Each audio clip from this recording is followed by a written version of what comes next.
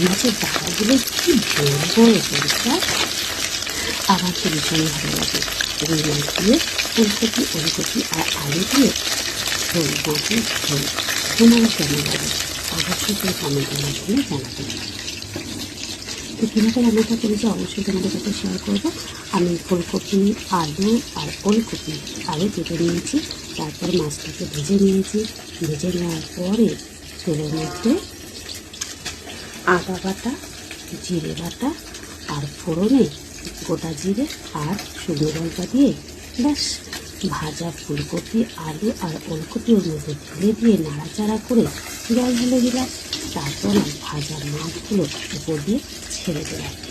এরপর যখন ফুটতে থাকলো তরকারিটা, তারপর একদমই খুব একটা গামাখা নয়, কিন্তু একটু ঝোল রাখতে হবে। করে দেখো বন্ধুরা, যদি ভালো না হয়ে থাকে তখন বলো।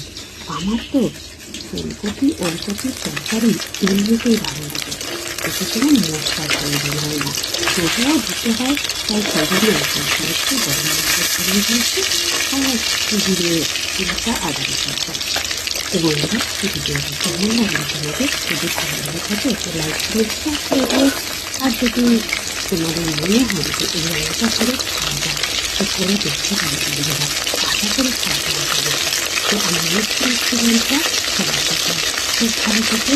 আর তোমাদের এই রান্নার পদ্ধতিটা দিয়ে আমি আমার পরের ভিডিও নিয়ে আবার আসছি। রান্নাটা কমপ্লিট করে পাশে থেকে তোমরা পরের ভিডিও নিয়ে আবার আসবো। তো সবাই খুব ভালো থেকো, সুস্থ থেকো, এটাই কামনা করি। টাটা।